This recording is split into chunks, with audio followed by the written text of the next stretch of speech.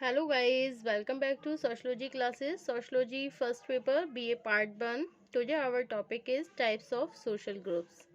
Okay, let's we start this video on this topic types of social group. Okay, सामाजिक समूह के प्रकार. Okay, समाजशास्त्रियों ने भिन्न भिन्न आधारों पर सामाजिक समूह के अनेक प्रकारों का उल्लेख किया है. उदाहरण के लिए समूह द्वारा किए जाने वाले कार्यों के आधार पर इन्हें सांस्कृतिक, धार्मिक, आर्थिक, राजनीतिक तथा सेवा समूह आदि में वर्गीकृत किया जा सकता है. ओके, समूह की स्थिरता के आधार पर बाटोमोर इन्हें स्थायी और अस्थायी दो भागों में विभाजित किया जा सकता है. समूह की स्थिरता के आधार पर बाटोमोर ने इन्हें स्थायी और अस्थायी दो भागों में विभाजित किया जा सकता है, जैसे भीड़ और श्रोता. भीड़ और श्रोता समूह ये अस्थायी समूह है, जबकि एक जातिगत अथवा प्रजातीय समूह स्थायी समूह के उदाहरण है. ओके, जर्मन समाजशास्त्री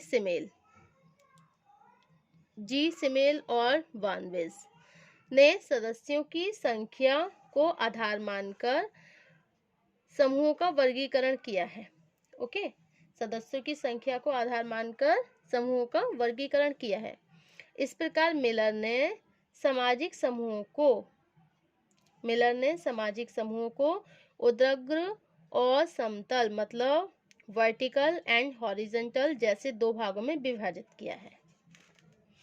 न्यूकॉम ने लिखा है कि अनेक व्यक्ति किसी समूह के व्यवहार प्रतिमानों को स्वीकार न करने के कारण उसकी अवहेलना करने लगते हैं, जबकि कुछ समूहों को अपनी भावनाओं के अनुकूल मानकर उनके व्यवहार प्रतिमानों को ग्रहण कर लेते हैं. पहली श्रेणी के समूहों को नकारात्मक समूह तथा दूसरे प्रकार के समूहों को सकारात्मक समूह कहा जाएगा. ओके, गिडिंग्स ने दो व्यापक आधारों पर सभी सामाजिक समूहों को जननिक एवं सामुदायिक समूह के रूप में स्पष्ट किया. चार्ल्स एलवुड ने सभी मानव समूहों को ऐच्छिक और अनिवार्य दो प्रमुख भागों में विभाजित किया है, जबकि पार्क और बर्गेस ने समूहों को पारस्परिक संबंधों, भाषा, प्रजाति, क्षेत्र, सामाजिक दूरी और सामाजिक अनुकूलन की मात्रा के आधार पर 6 भागों में विभाजित किया है. ओके, समूह के इन्हीं विभिन्न प्रकारों के अतिरिक्त समान आयु के जिन व्यक्तियों में घनिष्ठता और समान परिस्थितियों की विशेषता पाई जाती है उसे मैत्री समूह के नाम से संबोधित किया जाता है. ओके, जीसी होमन्स ने अपनी पुस्तक द ह्यूमन ग्रुप में सामाजिक तथा मनोवैज्ञानिक आधार पर बनने वाले विभिन्न प्रकार के समूहों की एक लंबी सूची दी है. ओके, तात्पर्य यह है कि विभिन्न आधारों पर सामाजिक समूह के इतने प्रकार हो सकते हैं, उनकी कोई निश्चित संख्या निर्धारित नहीं की जा सकती. इस दृष्टिकोण से प्रस्तुत विवेचन में हम कुछ प्रमुख समाजशास्त्रियों द्वारा प्रस्तुत सामाजिक समूहों के प्रमुख प्रकारों को संक्षेप में स्पष्ट करेंगे. ओके, मैकाइवर और पेज द्वारा समूहों का वर्गीकरण. मैकाइवर और पेज ने सभी सामाजिक समूहों को 3 प्रमुख भागों और उपविभागों में प्रस्तुत किया है. इस वर्गीकरण की जटिलता और विस्तृत प्रकृति को ध्यान में रखते हुए हम मैकाइवर के वर्गीकरण को संक्षेप में निम्नांकित चार्ट द्वारा समझ सकते हैं. ओके, निम्नांकित चार्ट द्वारा समझ सकते हैं.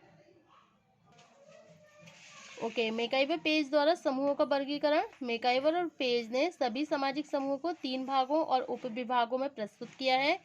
इस वर्गीकरण की जटिलता और विस्तृत प्रकृति को ध्यान में रखते हुए हम मैकाइवर के वर्गीकरण को संक्षेप में निम्नलिखित चार्ट द्वारा समझ सकते हैं। ओके, सामाजिक संरचना में प्रमुख समूह की योजना। तो आपका जो समूह में फर्स्ट समूह कौन सा आएगा? क्षेत्रीय समूह।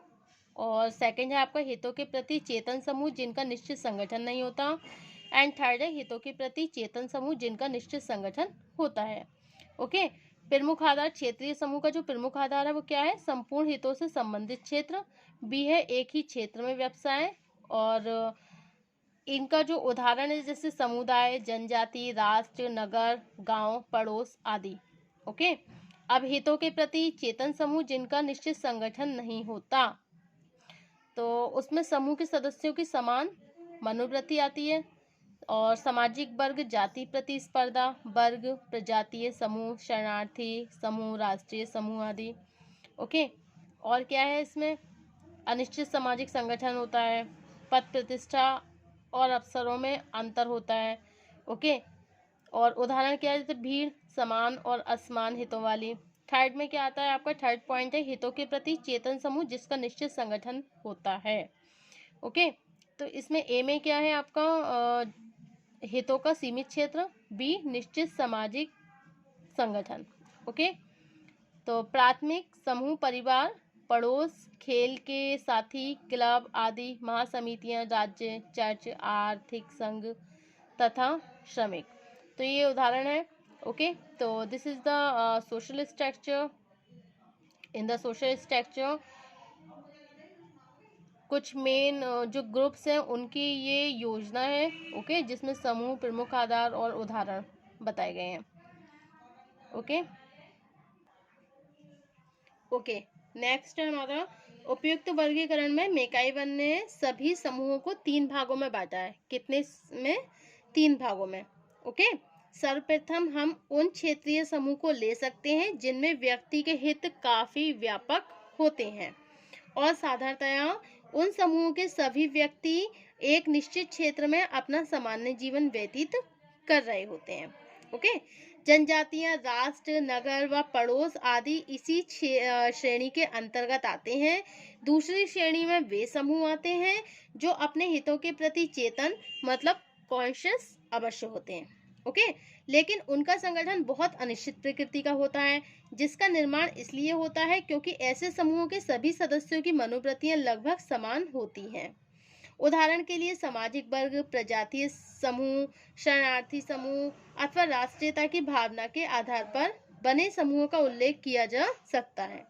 इस श्रेणी में कुछ समूह ऐसे भी होते हैं जो सामाजिक पद प्रतिष्ठा में एक दूसरे से भिन्न होते हैं, जैसा जाति के आधार पर बनने वाले अनेक समूह। कुछ ऐसे भी समूह जो बिल्कुल असंगठित होते हैं तथा जिनकी प्रकृति बिल्कुल अस्थिर होती है, मतलब ट्रांजिटरी होती है। इसका उदाहरण जो महत्वपूर्ण उदाहरण है वे सभी भीड़ें, मतलब वो सब क्राउड्स है जो बिल्कुल असंगठित होती है। तीसरी श्रेणी में मैकाइवर ने उन समूहों को सम्मिलित किया है जो अपने हितों के प्रति चेतन होने के साथ ही संगठित भी होती हैं।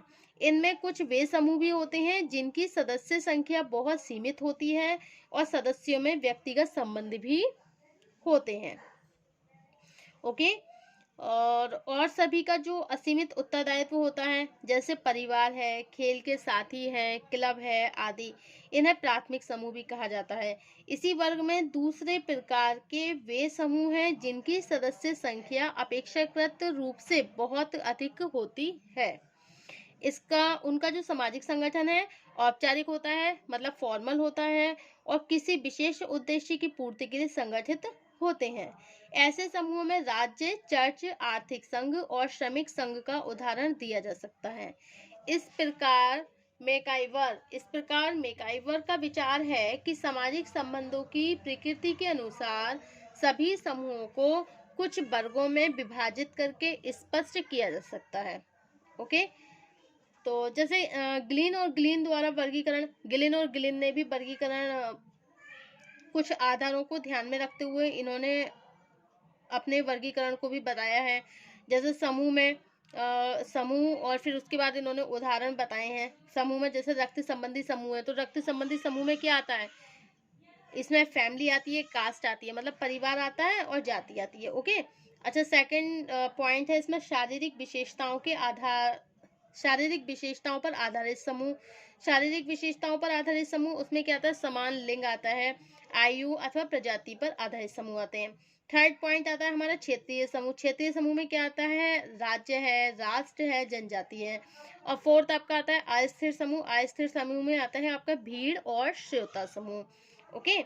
और फिफ्थ है आपका स्थायी समूह। स्थायी समूह में क्या आता है, खाना बदोशी जत्थे आते हैं, ग्रामीण पड़ोस आते हैं, कस्बे आते हैं, नगर आते हैं तथा विशाल नगर भी आते हैं। ओके। नेक्स्ट है आपका सांस्कृतिक समूह, मतलब कल्चरल ग्रुप्स। ओके। तो कल्चरल ग्रुप्स में, इसमें सांस्कृतिक समूह में क्या आते हैं, आर्थिक, धार्मिक, राजनीतिक, मनोरंजनात्मक तथा शिक्षा संबंधी समूह आते हैं।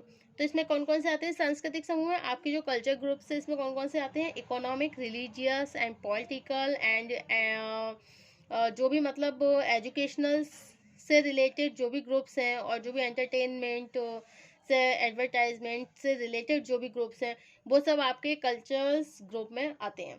ओके। तो वर्गीकरण की विशेषता ये है, इस वर्गीकरण की विशेषता ये है कि इसमें मैकाइवर द्वारा प्रस्तुत समूहों के अतिरिक्त उन समस्त समूहों को सम्मिलित किया जाता है जो अपनी विशेषताओं में सांस्कृतिक हैं। यह सच है कि सांस्कृतिक समूहों और सामाजिक समूहों की प्रकृति एक दूसरे से कुछ भिन्न होती है, लेकिन सामाजिक संगठन और सामाजिक संरचना का वास्तविक अध्ययन करने के लिए सांस्कृतिक समूहों के महत्व को स्वीकार करना होगा। ओके। इसी प्रकार मिलन ने भी वर्गीकरण दिया है। मिलन ने इस दो वर्गीकरण से समझाया है, मतलब इन्होंने जो वर्गीकरण दिया वो दो भागों में विभाजित है। It's divided in two parts. First है आपका वर्टिकल ग्रुप्स एंड सेकंड है आपका horizontal groups. Okay. Vertical groups कौन सा होता है, मतलब उदग्र समूह, और सेकंड जो हॉरिजॉन्टल ग्रुप्स होता है उसे बोलते हैं हम समतल तथा क्षैतिज समूह। ओके। और फिर नेक्स्ट है आपका सदस्यता समूह तथा संदर्भ समूह। सदस्यता समूह नंबर 4 पे membership groups and reference group. Okay. सदस्यता समूह और संदर्भ समूह आ गया। अच्छा, नेक्स्ट आपका फिफ्थ है अंतः समूह तथा बाह्य समूह, मतलब in groups and the out groups. Okay. In groups and the out groups. So this is the ये सारे आपके जो ग्रुप्स हैं वो बताए हैं इसमें। तो this is the types of the social group. So this topic have to be end here. And next topic हमारा जो स्टार्ट होगा वो समूह से ही रिलेटेड होगा, जिसमें हमारा होगा प्राथमिक तथा द्वितीयक समूह, primary and secondary group. Okay. So thank you for watching my YouTube channel.